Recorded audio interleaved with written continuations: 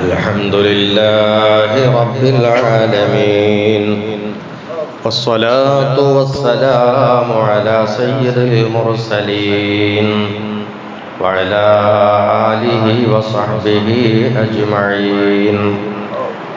أما بعد، فعن نافع رضي الله عنه أن رجلا أتى ابن عمر رضي الله عنهما قال إن فلانا يقرأ عليك السلام، فقال إنه بلغني أنه قد أحدث، فإن كان قد أحدث فلا تقرئه مني السلام، فإني سمعت رسول الله صلى الله عليه وسلم يقول يكون في أمتي خسف أو مسخ أو قذف في أهل القدر.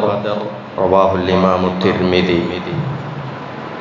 ബഹുമാനമുള്ള മുഅ്മിനീങ്ങളെ, സഹോദരന്മാരെ, ചുരുങ്ങിയ ചില ദിവസങ്ങളുടെ ഇടവേളയ്ക്ക് ശേഷമാണ് വീണ്ടും പ്രഭാത പ്രകാശം ശീർഷകത്തിൽ നാം ഒരുമിച്ച് കൂട്ടിയിട്ടുള്ളത്. അള്ളാഹു നമുക്കെല്ലാവർക്കും ഖൈറുകൾ വർദ്ധിപ്പിച്ചു തരട്ടെ. സർവ്വ ശർറുകളും അള്ളാഹു തട്ടിമാറ്റി ദൂരത്താക്കട്ടെ. യജമാനനായ അള്ളാഹു ലോകത്ത് എല്ലാ കാര്യങ്ങളും നേരത്തെ അറിയുകയും കണക്കാക്കുകയും അതിൻ്റെ തീരുമാനങ്ങൾ എടുക്കുകയും ചെയ്തിട്ടുള്ളതാണ്. മുസ്ലിമിൻ്റെ വിശ്വാസ കാര്യങ്ങളിലെ ആറാമത്തെ കാര്യം എല്ലാ ഖൈറുകളും എല്ലാ ശർറുകളും അള്ളാഹുവിൽ നിന്നുള്ളതാണ് എന്നുള്ള വിശ്വാസമാണ്. എല്ലാ ഖൈറും ശർറും തീരുമാനിക്കേണ്ടത് അത് അള്ളാഹുവിനാണ്. അള്ളാഹുവിൻ്റെ തീരുമാന പ്രകാരമാണ് എല്ലാം ഉണ്ടാകുന്നത്, സംഭവിക്കുന്നത്, നടക്കുന്നത്. ഈ വിശ്വാസങ്ങൾക്കൊക്കെ വ്യത്യസ്തമായി അങ്ങനെയല്ല എന്ന് നിഷേധം വന്നാൽ അവൻ ഇസ്ലാമിൻ്റെ പാരമ്പര്യത്തിൽ നിന്നും പുറത്തുപോയവനും പുത്തനാശയക്കാരനും ആയിരിക്കും. ബഹുമാനപ്പെട്ട ഇമാം നാഫിഅ റളിയല്ലാഹു അൻഹു സ്വഹാബി വര്യനാണ്, പ്രമുഖനാണ്. ഇസ്ലാമികമായിട്ടുള്ള വിശ്വാസ കർമ്മ മണ്ഡലങ്ങളിലെ ഒരു വഴിത്തിരിവിലേക്ക് അതിൻ്റെ കേന്ദ്രബിന്ദുവായി പ്രവർത്തിച്ചിട്ടുള്ള മഹാവ്യക്തിത്വമാണ് നാഫിഅ റളിയല്ലാഹു അൻഹു. അവിടുന്ന് വിവരിക്കുകയാണ്, അന്ന റജുലൻ, ഒരാൾ, അത്തബ്ന ഉമർ റളിയല്ലാഹു അൻഹുമാ, ഉമർ ഇബ്നു ഖത്താബ് തങ്ങളുടെ മകനായ അബ്ദുല്ലാഹി ഇബ്നു ഉമർ തങ്ങളുടെ അരികിലേക്ക് ഒരാൾ വരികയാണ്. ഖാല, വന്നിട്ട് അദ്ദേഹം പറഞ്ഞു, ഇന്ന ഫുലാനൻ യഖറഉ അലൈക സലാം. ഒരു വ്യക്തിയുടെ പേര് പറഞ്ഞിട്ട് പറഞ്ഞു, ഇന്നാലിന്ന വ്യക്തി നിങ്ങൾക്ക് സലാം പറഞ്ഞിട്ടുണ്ട്. അപ്പോൾ ഒരാൾ സലാം പറഞ്ഞത് പാർസലായിട്ട് എത്തിച്ചു കൊടുക്കുകയാണ്. എന്താ, ഇന്ന നിങ്ങൾക്ക് പരിചയമുള്ള ഇന്ന ഒരാൾ നിങ്ങൾക്ക് അസ്സലാമു അലൈക്കും എന്ന് സലാം പറഞ്ഞിരിക്കുന്നു എന്ന് പറയാം. ഈ ഒരു രീതി അത് ഇസ്ലാമിൽ നമുക്കൊക്കെ ഇപ്പോൾ ഉള്ളതാണ്, നമ്മൾ പാലിക്കേണ്ടതുമാണ്. ചില ആളുകൾ പറയും, നിങ്ങൾ ഇന്നാലടുത്തേക്കല്ല പോകുന്നത്, എൻ്റെ ഒരു സലാം പറഞ്ഞേക്കണേ എന്ന് പറയും. അത് സലാം പറഞ്ഞേക്കൽ അത് ശരിയാവില്ല. അങ്ങനല്ല, എൻ്റെ അസ്സലാമു അലൈക്കും എന്നുള്ള സലാം നിങ്ങൾ അയാൾക്ക് പറയണം എന്നാണ് ഏൽപ്പിക്കേണ്ടത്. എൻ്റെ സലാം പറഞ്ഞേക്കുന്നല്ല, സലാമിൻ്റെ വാചകം നമ്മൾ മൊഴിയണം. സലാമിൻ്റെ വാചകം ഏതാ? അസ്സലാമു അലൈക്കും. അപ്പൊ നിങ്ങൾ ഇന്നാലിന്ന വ്യക്തിയെ കാണുമ്പോൾ എൻ്റെ ഒരു അസ്സലാമു അലൈക്കും എന്ന് നിങ്ങൾ അവരോട് പറയണം. ഇതാണ് ഏൽപ്പിക്കുന്നതിൻ്റെ രീതി. എന്നാൽ നാഫിഅ റളിയല്ലാഹു അൻഹു പറയാണ്, ഇബ്നു ഉമർ തങ്ങളുടെ അടുത്തേക്ക് ഒരാൾ വന്നിട്ട് പറഞ്ഞു, ഇന്നാലിന്നൊരു വ്യക്തി നിങ്ങൾക്ക് അസ്സലാമു അലൈക്കും സലാം പറഞ്ഞിട്ടുണ്ട്. ഫഖാല, ആ സമയത്ത് ഇബ്നു ഉമർ തങ്ങൾ പ്രതികരിക്കുന്നു, പറയുന്നു, എന്ത്? ഇന്നഹു ബലഗനി അന്നഹു ഖദ് അഹ്ദസ. അവൻ എന്തോ ഒരു പുത്തൻ ആശയവുമായിട്ട് രംഗത്ത് വന്നതായിട്ടുള്ള വിവരം എനിക്ക് കിട്ടിയിട്ടുണ്ട്. ഞാൻ അറിഞ്ഞതുപോലെ അയാൾ പുത്തനാശയക്കാരനായിട്ടുണ്ടെങ്കിൽ എന്റെ സലാം ഓനിക്ക് പറയണ്ട, ഞാൻ സലാം അടക്കുന്നില്ല, ഓനിക്ക് എന്റെ സലാം പറയണ്ട. കാരണം എന്താന്ന് ഞാൻ തന്നെ പറയാം. ഇബ്നു ഉമർ പറയാം, കാരണം ഞാൻ സമിഅ്തു റസൂലല്ലാഹി സ്വല്ലല്ലാഹു അലൈഹി വസല്ലം, തിരുദൂതൻ പറയുന്നത് ഞാൻ കേട്ടിട്ടുണ്ട്. യകൂനു ഫീ ഉമ്മത്തി, എൻ്റെ സമുദായത്തിൽ ഉണ്ടാകുമെന്ന്, ഖസ്ഫുൻ ഔ മസ്ഖുൻ ഔ ഖദ്ഫുൻ, എൻ്റെ സമുദായത്തിൽ എന്തുണ്ടാകും? ഭൂമിയിൽ ആളുകൾ ആഴ്ത്തപ്പെട്ടു പോകുന്നത് ഉണ്ടാകും. അങ്ങനെ വലിയ വലിയ ശിക്ഷ, ഒരു അപകടം, പ്രശ്നം ഉണ്ടാകും. ഔ മസ്ഖുൻ, അല്ലെങ്കിൽ മനുഷ്യൻ കോലം മറിക്കപ്പെട്ടു പോകുന്നത് ഉണ്ടാകും. മനുഷ്യൻ മനുഷ്യന്റെ കോലത്തിലല്ലാണ്ട് വേറെ പന്നിയോ നായിയോ ഒക്കെ ആയിട്ട് രൂപപ്പെടുത്തപ്പെടുക. പണ്ട് ബനൂ ഇസ്രായേല്യരിൽ കുരങ്ങന്മാരായിട്ട് കോലം മറിക്കപ്പെട്ടിരുന്നു മനുഷ്യരെ. ഇതുപോലെ കോലം മറിക്കപ്പെട്ടു പോകുന്ന ആ ഒരു ശിക്ഷ, ആ ഒരു മുസീബത്ത് അതും ഉണ്ടാകും. ഔ ഖദ്ഫുൻ, അല്ലെങ്കിൽ കല്ല് പെയ്യുന്ന അവസ്ഥ, അതൊരു ശിക്ഷയായിട്ട് ഇറങ്ങും. മഴയാണ് ഇപ്പൊ പെയ്യല്, വെള്ളം. ആ മഴ തന്നെ കടുപ്പത്തിൽ പെയ്താൽ നമുക്ക് വിഷമങ്ങളാണ്. ഈ മഴയ്ക്ക് പകരം കല്ലാണ് പെയ്യുന്നതെങ്കിലോ, ശക്തമായി കല്ലുകൾ മേൽഭാഗത്ത് നിന്ന് വീണാൽ നമുക്കറിയാം. നമ്മൾ വണ്ടി ഓടിച്ചു പോകുന്നവരാണ്. ചെറിയ ഒരു കാണിക്കക്കുരു പോലത്തെ ഒരു കുരു നമ്മുടെ വണ്ടിയിലേക്ക്, ബോണറ്റിലേക്ക് വീണാൽ എന്തോ ഒരു ശബ്ദമായിരിക്കും. ചെറിയ കല്ലാണെങ്കിൽ പോലും വണ്ടിയുടെ ഗ്ലാസ്സിലേക്ക് വീണാൽ അത് പൊട്ടിപ്പോവുകയാണ്. അഥവാ ഉയരത്തിൽ നിന്ന് താഴോട്ട് വീഴുന്ന ചെറിയതാണെങ്കിൽ പോലും അതിശക്തമായിട്ടുള്ള പ്രഹര ശേഷി അതിനുണ്ടാവും.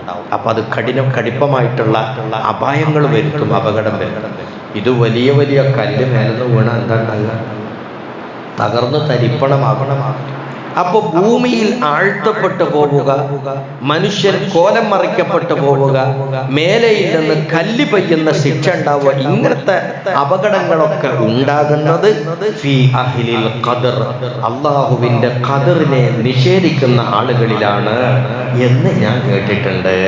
അതുകൊണ്ട് നീ പറഞ്ഞ ആ വ്യക്തി ഉണ്ടല്ലോ, അയാൾക്ക് ഈ ഖദറിലുള്ള വിശ്വാസത്തിൽ എന്തോ ഒരു പുതിയ തലതിരിഞ്ഞ ആശയക്കാരനായിട്ടുണ്ട് എന്നുള്ള വിവരമാണ് എനിക്ക് കിട്ടിയത്. അങ്ങനെയാണെങ്കിൽ ഓരുമായിട്ട് ഞാൻ ഒരു സലാമു ബന്ധം ഇല്ല.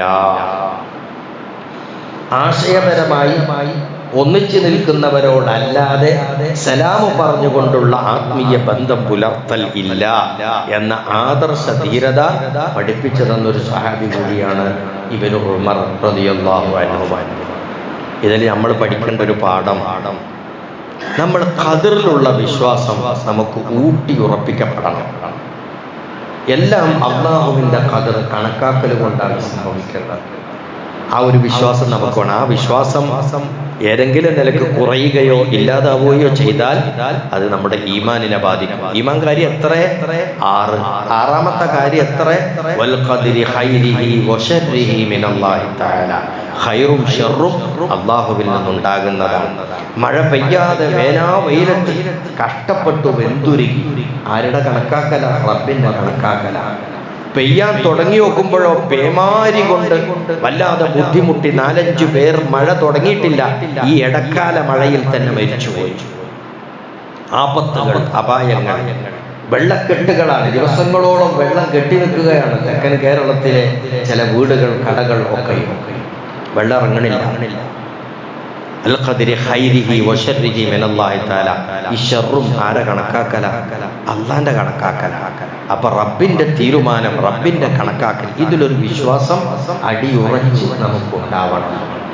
അങ്ങനെ ഉണ്ടായാൽ ഏത് മുസീബത്തുകളെയും അതിജയിക്കാൻ, തരണം ചെയ്യാൻ നമുക്ക് കഴിയും.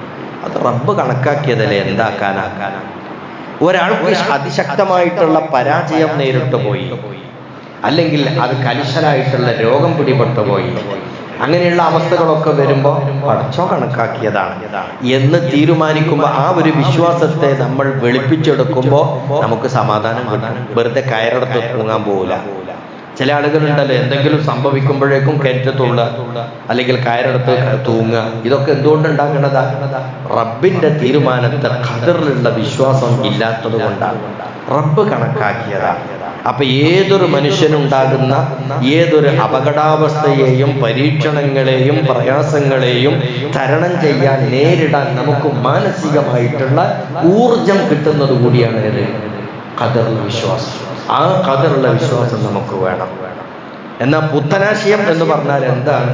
ഇതുപോലുള്ള മനുഷ്യന്റെ വിശ്വാസവും കർമ്മവുമായിട്ടുള്ള കാര്യങ്ങളിൽ അല്ലാഹുവിന്റെ തിരുദൂതർ പഠിപ്പിച്ചതിനെ ഏതെങ്കിലും ചിലതിനെ നിഷേധിക്കുമ്പോഴാണ് അതങ്ങനെയൊന്നുമില്ല, അങ്ങനെയല്ല, ഇങ്ങനെയാണ് എന്ന് പറഞ്ഞു. ഈ പറഞ്ഞ ഖദറിൽ നിഷേധിക്കുന്ന ആളുകളും ചിലപ്പോൾ നിസ്കരിക്കും, നോമ്പ് നോൽക്കുന്നുണ്ടാകും, അവർ ഷഹാദത്ത് കലിമ ചൊല്ലുന്നുണ്ടാവും. പക്ഷെ ഇതിന് മാത്രം വിശ്വാസമല്ല.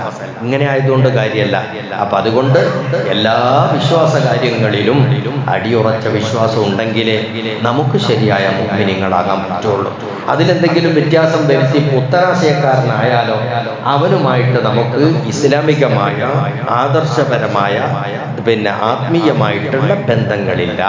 ഈ പറയപ്പെട്ട 3 തലങ്ങളുള്ള ബന്ധങ്ങളെയും നമുക്ക് ഊട്ടി ഉറപ്പിച്ചു തരുന്ന ഒരു വാചകമാണ് അസ്സലാമു അലൈക്കും. കണ്ടുമുട്ടുമ്പോൾ ചൊല്ലുന്ന സലാം. ആ സലാം എവിടെയെങ്കിലും ആർക്കെങ്കിലും കൊണ്ടുപോയി കൊടുക്കേണ്ടതല്ല, അത് ചില ബന്ധങ്ങൾക്ക് വേണ്ടി ഉപയോഗിക്കാനുള്ളതാണ് എന്നുകൂടി ഇബ്നു ഉമർ റളിയല്ലാഹു അൻഹുമാ നമുക്ക് പഠിപ്പിച്ചു തരുന്നു. അല്ലാഹു തആല കട്ടിയുള്ള യഥാർത്ഥ വിശ്വാസത്തിന്റെ അഹലുകാരായി നമ്മളെ അല്ലാഹു ജീവിപ്പിക്കട്ടെ. മരിക്കുവോളം ആ ഈമാൻ ശക്തമായി തന്നെ നിലനിർത്താൻ അല്ലാഹു നമുക്ക് തൗഫീഖ് നൽകട്ടെ. പരിപൂർണ ഈമാനോടുകൂടി തന്നെ മരിക്കാൻ, മുഅ്മിനീങ്ങളായ സ്വാലിഹീങ്ങളായ ആളുകളുടെ കൂടെ ചേരാൻ അല്ലാഹു നമുക്ക് ഭാഗ്യം നൽകട്ടെ. വആഖിറു ദഅ്വാനാ അനിൽ ഹംദുലില്ലാഹി റബ്ബിൽ ആലമീൻ.